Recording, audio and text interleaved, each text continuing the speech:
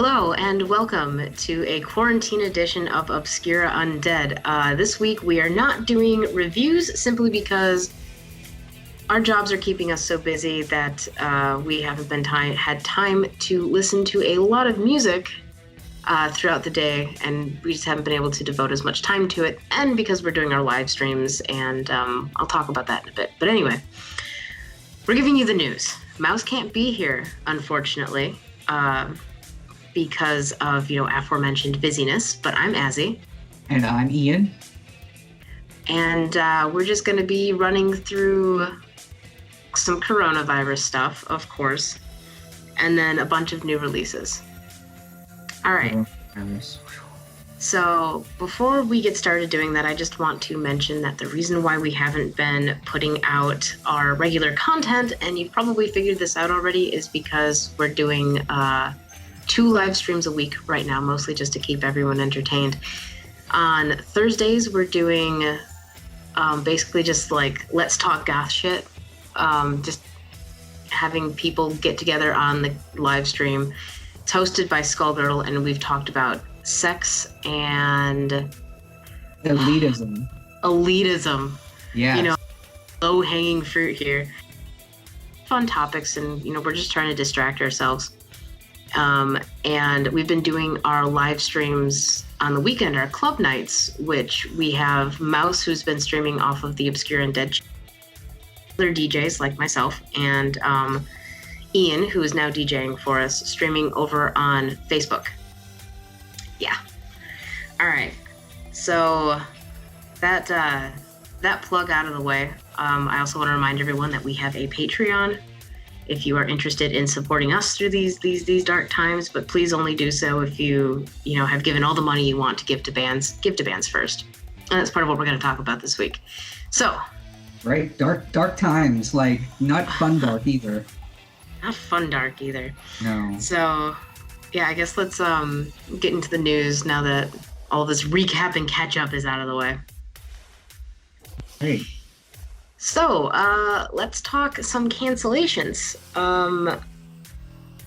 Basically assume that everything has been canceled through May. Unfortunately, at least here in the United States, I'm not so up to date on what's going on overseas, but it looks to be roughly about the same. Mouse and I were going to be spinning at Convergence 26 in May, and that was canceled / postponed until about September. If things go, swimmingly, but who knows? Boo and yay, like at least it's not canceled permanently, so. Right. Well, this actually brings us into the big thing that we wanted to talk about with cancellations is everyone's been asking is VGT, Wave Gothic Treffen, is it going to be canceled? And especially because Gothic Pogo, the party night, the night before VGT, they postponed their entire 2020 lineup to 2021. And it was scheduled for May 28th. And it was canceled because the organizers did not believe they could guarantee the safety of attendees. The official statement says, after a very long consideration, we decided to postpone the entire festival. This decision was not an easy one for us, and we have very mixed feelings about it. In the end, however, reason prevails, and we currently feel that our step is the only right one. It is not foreseeable that it will be safe enough for our guests to take the trip to Leipzig by May 28th, and we are not comfortable with having so many people in one place at this point. So they're refunding all tickets, although you can hold your ticket until next year, and they said that we are already working on alternative ways of bringing the festival to you anyway. So probably some live streams. Yep, and you can find all that info out at their website, gothicpogo.com. They have their statement right up there. Yeah, so of course this is brought into question, is VGT canceled? This is kind of like the big pre-party for the festival, which is scheduled this year, May 29th to June 1st. I would expect, I would say probably within the next maybe 2 weeks, I would expect probably an official statement to come out from them, so people could get their cancellations in with airlines and hotels, which, like, we canceled our hotel for it almost immediately. Yeah, I canceled mine in January when I was just like, oh, this doesn't look good. No, yeah, I mean, like, we were on the fence on it up until right when things really hit the fan, and we said, okay, we got to cancel. So I would expect just so that, because I can think of other events non-goth related that the promoters have held off so long to try to get a statement out. And these were events that were happening just in April. They waited until just within the last week or so to officially cancel. So right, and like with Vegete, you can't. There's not an official statement anywhere from the fest organizers. There's been nothing that I could find addressing the coronavirus issue. Their official website has nothing on it. The forums are full of people looking for answers, and they were still announcing bands added to the lineup as of March 15th, which was what, like 2 weeks ago? Two and a half weeks ago? Quite close. To be honest, the only thing that I've been able to find is When We Were Young, which is the club night at Taubchenthal, the post-party club night. They posted on March 18th saying that the fest was not canceled and that they would update as soon as they had more information. Yeah. So we have heard nothing from the organizers. If you're curious, if you want to kind of keep up, there's their forums and on their website with wave-gothic, GOTIK-treffen.de. We can scroll that across the screen for everyone. They have an English-only area for us non-German speakers. So I know you had shared about the speculation that the festival organized, like they were waiting for the health ministry of Saxony, which is where the state that Leipzig is in, to officially cancel all their events. I mean, like there are strong legal reasons for waiting, to be fair. Oh, I mean, if the government comes in and says, sorry, you can't do this, well, obviously, you know, it's not going to happen.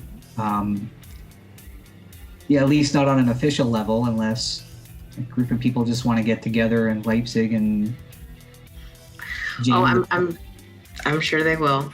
But yeah, if the bans all events through those dates, then yeah, they're not liable if they have to cancel. That's really all it is. Plus, I don't know if this is true, but this is some other speculation that I've heard, is that if it is canceled because of a public health emergency, then it is easier for people who booked hotels and purchased airfare to have that refunded. Right. And not only that, it's also a situation too. I know in the States, sometimes it's a matter of planning. Like if they have festival hall, if that area is rented and reserved for a specific time frame, they're probably trying to coordinate with those people at that end to get themselves rescheduled for a later date. Or, like, do they try to do it later in this year, or do they scrap it for 2020 and just get themselves put back in for 2021? You know what I was just thinking? I wonder if the Rammstein concert was canceled, because that was like a big concern, is that it was being held at the same time as Vegete. Okay, so I'm not the biggest Rammstein fan, but was it Till? Is that his name? Linderman, the lead singer? You know more than I do. Okay, so I don't know much about. I know a few of their songs, but I guess he had coronavirus. Really? So, yeah, he had it. He beat it, but he was sick there for a little bit. So, like, wow, I could see them on their own just saying, hey, this is something we've dealt with. Let's not do that to our fans. Wow, I did not know that. Huh? Yeah, it's just within like the last week I saw that, and everybody was, friends that are big fans of them were freaking out on Facebook, but yeah, he had it for briefly. I guess he's in good recovery right now, but. Wow. I know that, what was it, last week, the airport in Leipzig, they accepted coronavirus patients from Italy for treatment on the 24th. So Leipzig hospitals and hospitals all over like the Saxony region are accepting coronavirus patients because they have extra hospital beds. So this is, until we hear anything official, I mean, we can't say for sure, but I'm kind of expecting Treffen to be canceled this year. Yeah, and again, I'm going to go back to my speculation that maybe part of the reason why they're holding off on a statement is that maybe they're trying to get some space put in to do it later in the year, or to see if they can shift the schedule around and reserve those same facilities for this year. But I know that would put a big cramp onto people coming in from like overseas, and I'm sure even locally, people are already unemployed, hours cut back, in fear of losing their jobs, in fear of traveling, a fear of travel period, that I don't know if later this year they would be able to pull that off, at least not with the solid attendance. Right. I know, this is sort of just a situation where we have to wait and see. Yeah. But in the meantime, a lot of bands have been doing a shitload of live streams, like an impossible number to keep up on like live streams, and so have a bunch of DJs. I mean, we're no better. I mean, I already told you we're doing our live streams. So I'm getting notices left and right, like sometimes when the bands are already performed, like while they're in the middle of their set, or after the fact, like, hey, did you know so and so did a live stream? So and I think this is really great. It's a good way for them to stay like in people's minds, reach out to their audience, do something for themselves so they don't feel so isolated, do something for their fans so they don't feel so isolated, maybe a little less sad that they missed a concert. But of course people are like fucking criticizing this. I have read and heard people criticizing all of these band live streams as basically just bands trying to exploit the situation to sell more merch. Because some bands have been, selling their tour merch that they now have sitting around their homes in boxes because they're not touring, trying to sell that tour merch on their live streams, like during a live streamed concert. But I'm just thinking, if you went to a concert, they'd still have a merch booth set up. It's not like they're exploiting the fact that they are having like an event in that space to sell their shit. And what kind of dumb fuck comment is that anyway? I think it's kind of dating myself here, but I think it's the Napster generation. It's the idea that music should be free and open to the masses, and I don't think people appreciate the fact that a lot of bands, especially in the alternative subculture, these are small bands. They're not making millions off of record companies for their works. They survive by touring. They survive by selling merch in their booth. That's, and a lot of them, many of the band members, including even like the leads, they still work a full-time job. They're not living in a big mansion, or a big Gothic castle out in the hills. And there's not some communal goth band castle in the middle of nowhere. Right? I mean, like, this is how they're getting by. This is how that band that you love their music, how they're going to be able to keep making it. And at the end of all this, if like they're left in financial ruin, that's going to not enable them to make more music or enable them to continue out on the road touring in general. Right, because like a band is lucky to break even if they're on the road touring. I mean, I think it was Lycia. I remember reading something about, they said that they would go out and tour for a couple of months and then go back and pick up odd jobs or whatever they could work to save up money to be able to afford to go do their next tour. And like, it was just barely scraping by. And they're like a more well-known band in our subculture. So interestingly, talking about that, like Boot Blacks, when we were at Absolution Fest, I was talking to their guitarist, and she was saying that like what they had allotted for time off was all she could take because she has a full-time job. Mm-hmm. Like, she had to use paid time off and vacation time to be able to go out on tour.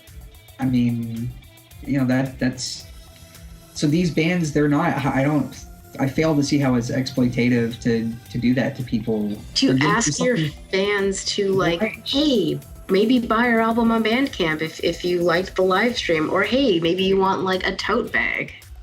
pick up a patch, you know? Seriously. You know, I just like kind of question if people understand where the state of music is today. You know, like very few acts, even mid-tier to higher tier acts within the mainstream I read an actually interesting article about that, where like even bigger name bands who, you know, they're not like top of the top bands, but they still, like, even if they're making a living off of doing this, they're living middle class at best, you know, maybe upper middle class, because so much of their money goes out to their tour and their merch. And so yeah, so I would say my advice, if you can just even go in and watch their YouTube, subscribe to it, or just check out one of their live shows that they're giving to you for free, just do it. Right, and I think that subscribing to a band's YouTube that you enjoy is literally the least you can do. I got invited to, I don't remember the name of this Facebook group, but it was basically a group trying to get as many bands and people who had YouTubes that produced music together to like each other's channels so that they could get to 1,000 likes so that they could monetize. Well, now monetization also takes like a certain number of view hours, but you can also help that if you're listening to music on YouTube, going to the band's official YouTube, their official YouTube, and listening to what they have there. And instead of, you know, like maybe some fan upload, because there are definitely some, it's those what do I call them, those aggregate channels that just pull together all of the music and upload it. Right. And they're wildly popular, and those do, like, some of them do actually monetize, which I have serious ethical issues with, but whatever, that's a topic for another day. Right. But just like giving them like a couple like pennies through fucking ad revenue and trying to help them get to that point, because I've gone to YouTube and to some like official channels for like bands that I know are well beloved that have, you know, like 20,000 likes on Instagram or follows on Instagram, whatever the fuck their metric is, and they might have 200 subs on YouTube. Yeah. I mean, if you want to support a YouTube, subscribe to it, turn off notifications, then you never have to see them, but you'll still be supporting it. But then also that kind of goes with maybe bands should upload more music onto YouTube, but that's not something I have an answer for. Well, and you know what? So yeah, they might be able to upload cuts from their albums, but then I think, you know, and this goes back to the overall issue with YouTube is, you know, it's easy to rip tracks off YouTube. Well, that, but I think people are also looking for a music video experience sometimes with bands. That's true. And so it's like, well, why would I go to YouTube to get this when I can go to Spotify, I can go to Bandcamp? There's so many competing, you know, outlets that you can go to, iTunes, Google Music, but at least on YouTube. But if a band and making a music video, that costs money to make, you know, production. So yeah. But I don't disagree with the message. I think supporting bands on YouTube, absolutely do it. I mean, it's a hard thing to like find like a single solution for. I mean, honestly, the best solution is just go buy your shit as directly from the band as possible. If you're in a position to do so, please do not bankrupt yourself. Right. Supporting musicians, if it, you know, comes between you eating or paying rent or your bills. Absolutely. That sort of thing. But unless somebody wants to play the ultimate like goth cred card of like, I want this obscure band to be just mine, so I'm not going to subscribe to their channel so nobody else can know about them, and they keep underground and they only make. If someone's like that, you can hide your subs. I mean, okay, so I hide my wish list on Bandcamp. Like, that shit's real. But I think we've been on this topic long enough. Okay. Seriously, we are always open to suggestions, though. If you can think of any other way, if you are a musician that you, or, you know, just a fan, any solution you found, please share. Help spread the word on that. Yeah. Let's talk about some more sad news. You want to talk about some obituaries? Here we go. Oh, jeez. Go ahead. I know it's just all sorts of bad news. Well, Gabby Delgado Lopez died at 61. They are from German electropunk band DAF wasn't ever really my cup of tea, but I can still completely recognize just the influence and importance of this band. So, I mean, 61 though, that's still relatively young. Yeah. So speaking of influential, this is at this point maybe a little bit old news, but Genesis. It's a little old, but we haven't talked about it. Yeah, Throbbing Gristle's Psychic TV, dead at 70. That happened March 14th, so about 2 weeks back now. Genesis Porridge? Is it Porridge or Porridge? I always thought it was Porridge. I've never been sure. Genesis, who, gosh, I do like Psychic TV and a little bit of Throbbing Gristle, so that was kind of disheartening news, but I believe they were dealing with cancer, so it's, that's a tough battle. But they led a pretty crazy life and gave a lot of good music to people that enjoyed that style and influenced a lot of people within the scene, so it's worth noting.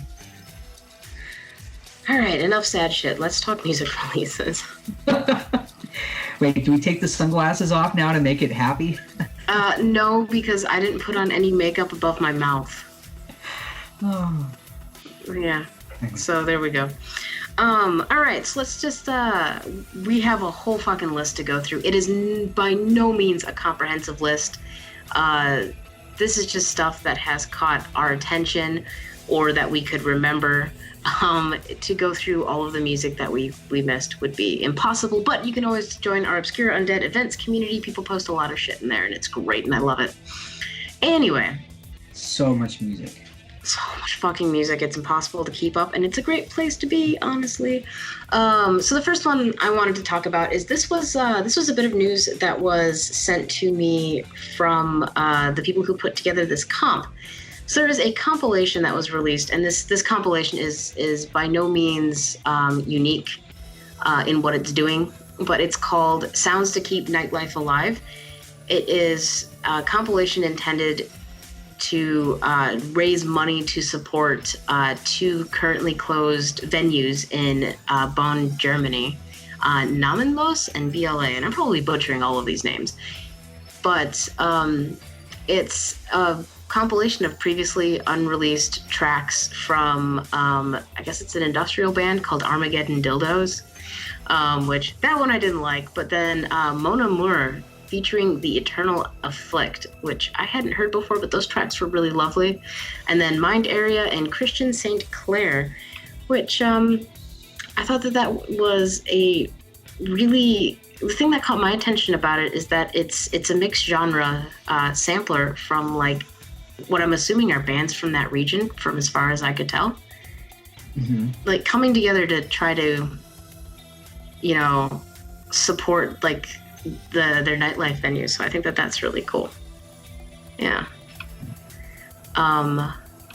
Then you have Young and Cold releasing their third digital sampler, 35 tracks, and they are it's huge. And I think it's like, they're soliciting submissions for their fourth, but like 35 tracks is huge, and I think it's only like €7. That's a lot of music for €7. That would be like what, $8-9 US maybe?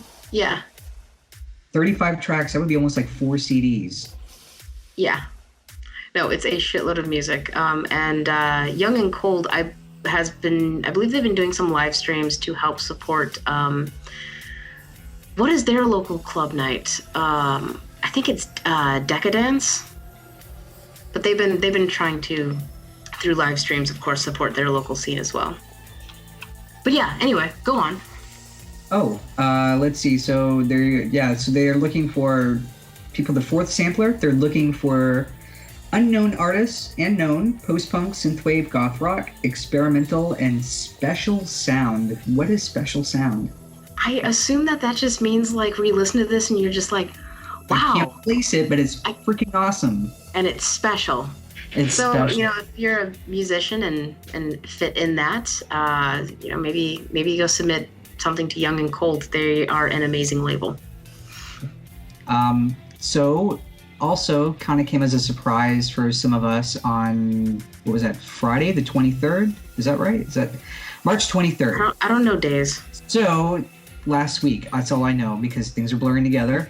Lebanon Hanover, they dropped a new music video, which is a really wild, fun. I can't even say wild and fun because it's so minimal and depressing to watch, but it's Lebanon Hanover. Mm-hmm. Right. So that will be coming out. The video was called The Last Thing. It's a great track. The album will be coming out, the full LP, on vinyl/digital, May 30th. Yeah, so what's we have the album called? The album, as far as I can tell right now, they're calling it The Last Thing. Oh, okay. So this is the title cut from that album. So that's what I was able to find on it. But we have, almost 2 months to wait for the full album? Well, I'm sure there's plenty of other stuff that we are going to tell you about. Tell our viewers / listeners / madmen for watching this show about, to get through those 2 months, like so much. Let's see, there is a new band called Kaitak. It is a collaborative solo project of Chris King from Cold Showers. They released their first single, Waste It, on March 20th. It's written with collaborator Chelsea Boy. And what's cool is that this was written before the outbreak and mostly through FaceTime and file transfers, which technology is fucking amazing. I've seen several bands doing that a lot lately. Yeah, and it's really cool.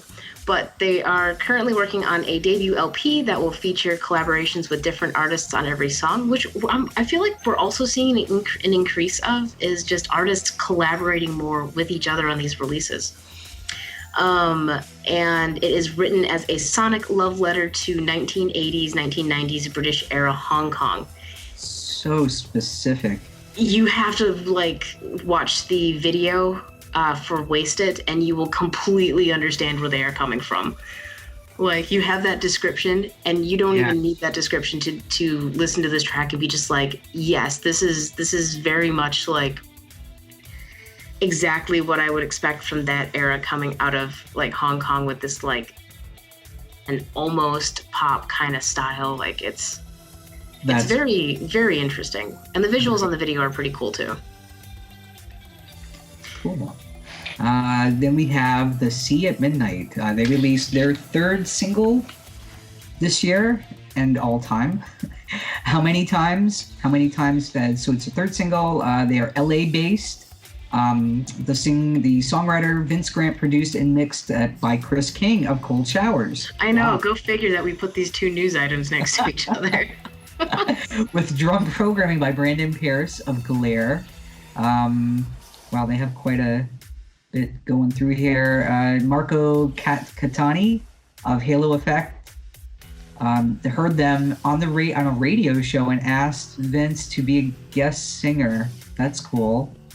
I collaborate on Chemical Waves, on a Chemical Waves track, which we reviewed a couple weeks ago. Cool. And that Chemical Waves album, I wish I could remember the name off the top of my head.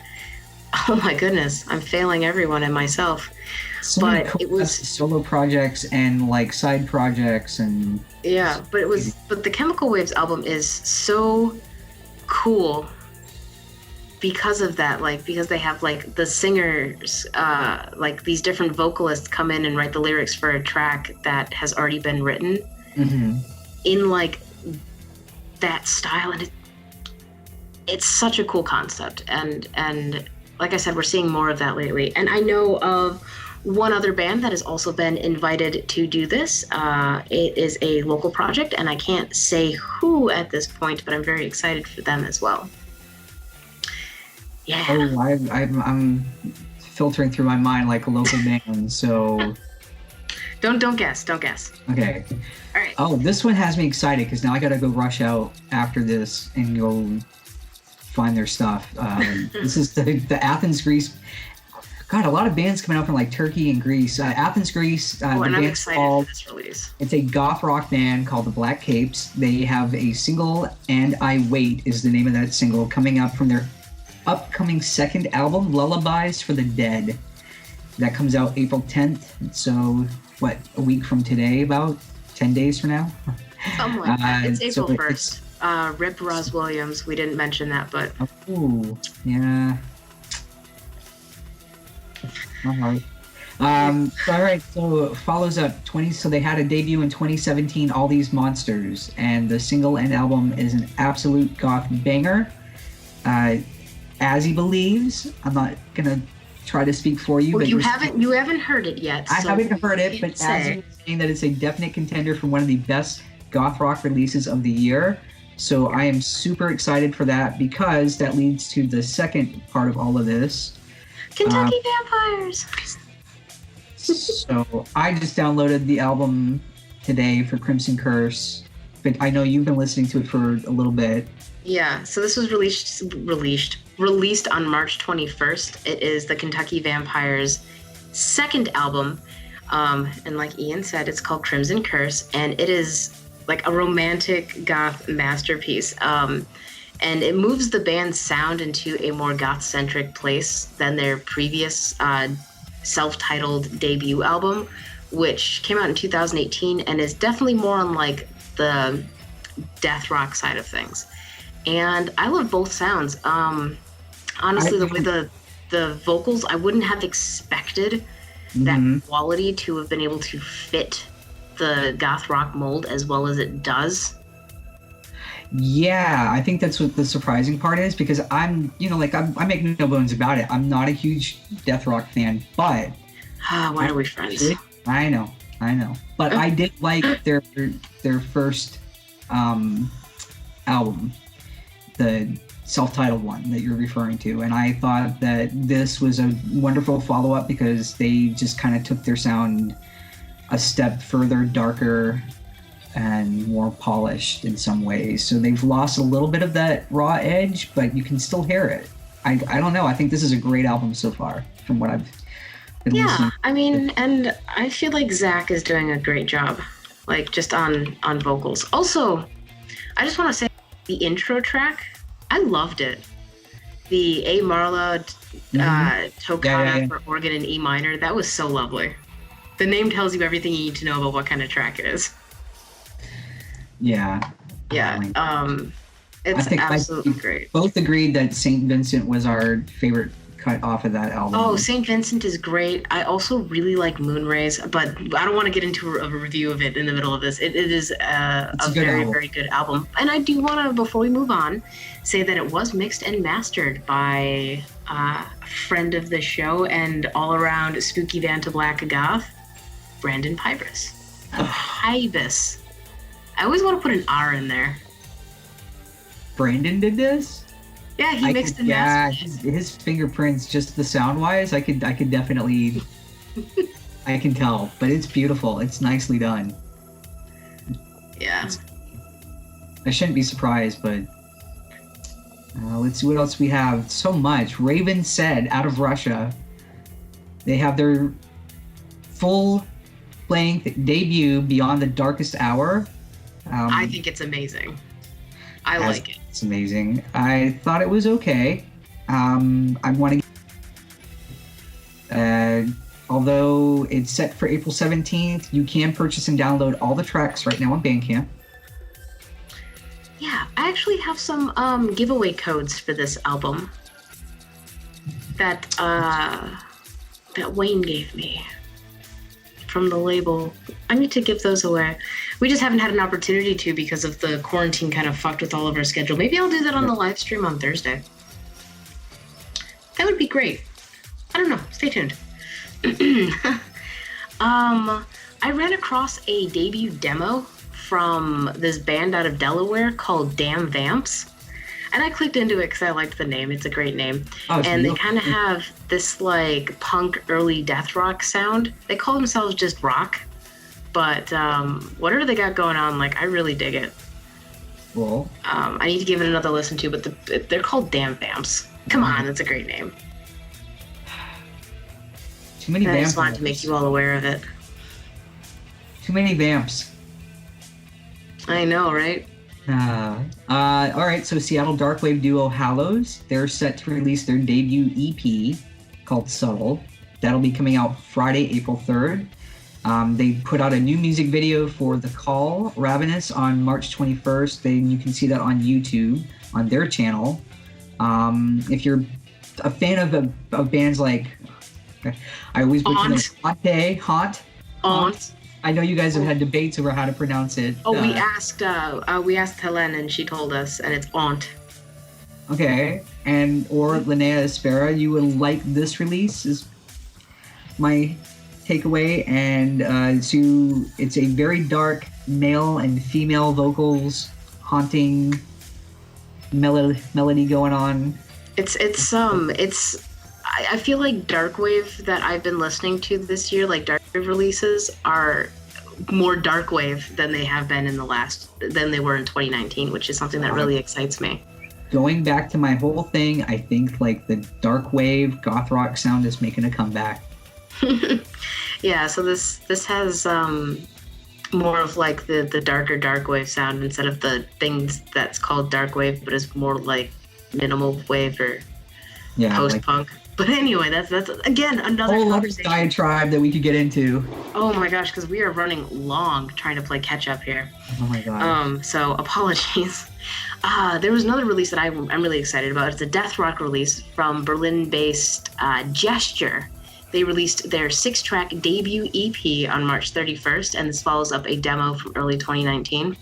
It's called, it's II Tape, so it might just be 2 Tape. Might be tape. I don't know. Might be tape 2, but because I think they are releasing it on cassette. But I consider it a debut EP because 6 tracks. That is my cutoff. And it is just excellent death rock, and I feel like we're getting more of that as well. Like, I could get into a whole thing about death rock revival not sticking, but I think it's gonna stick this time. Whatever. Who cares?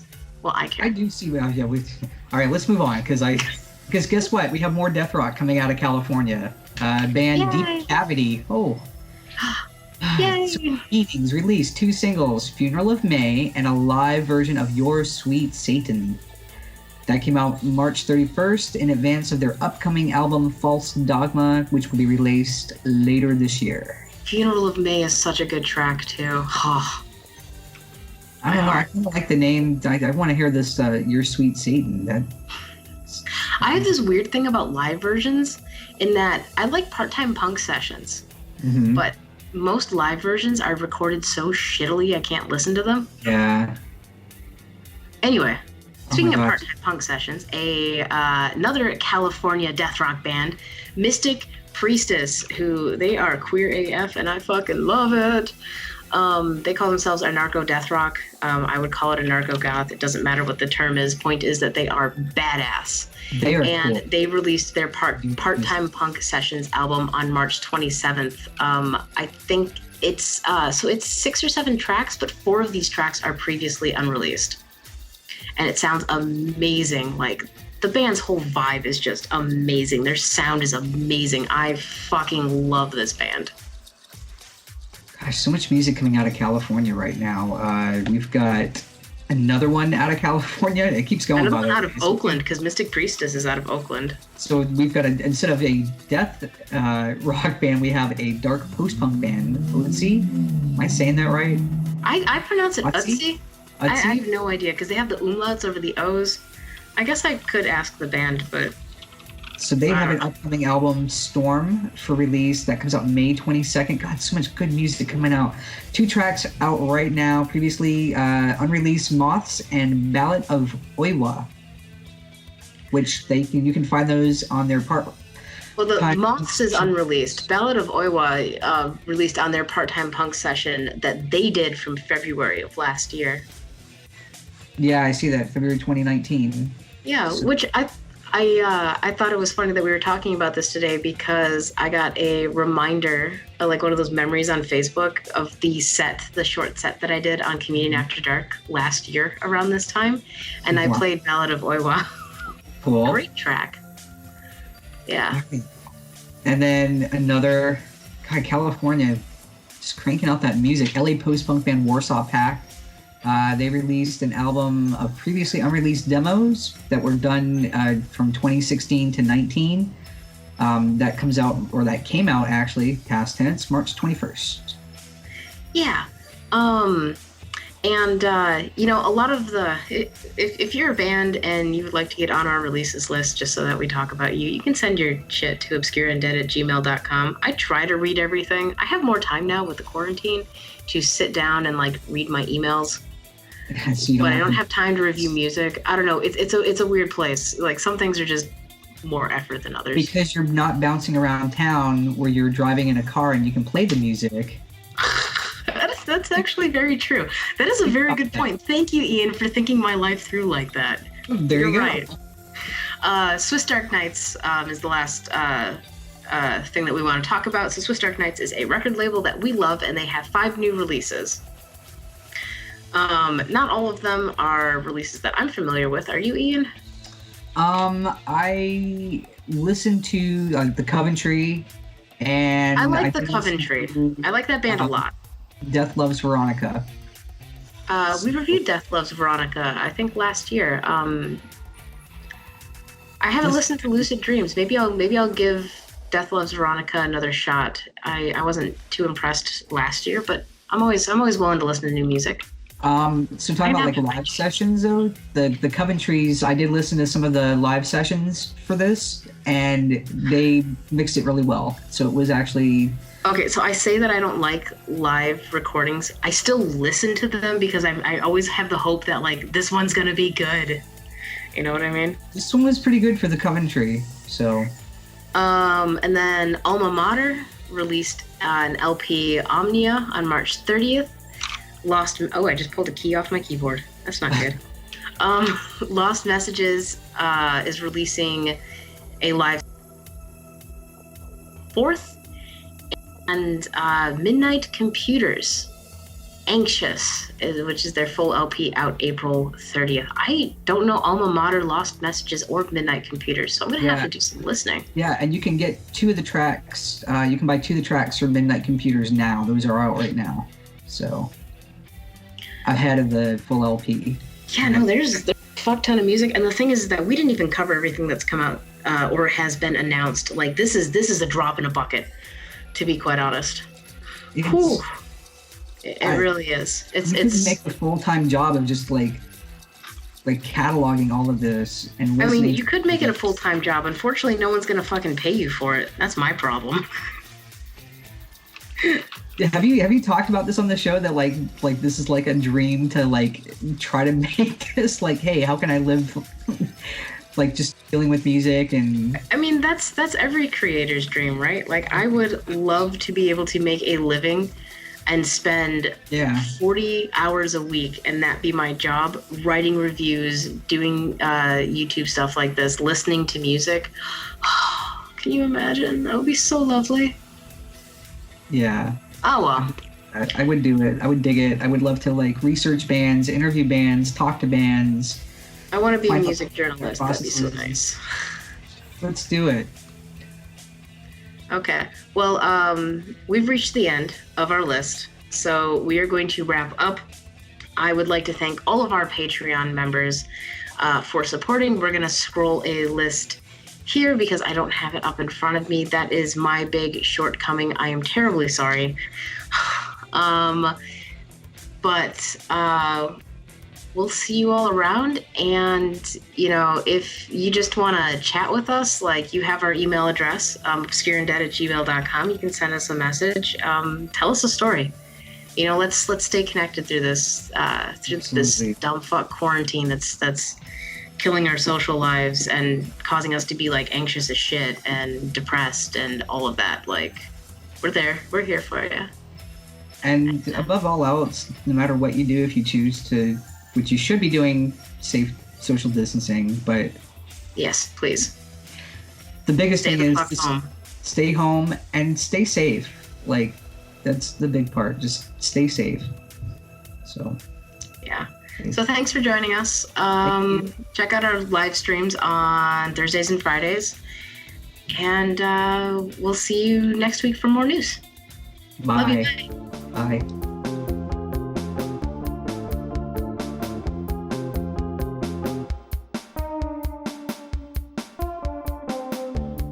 से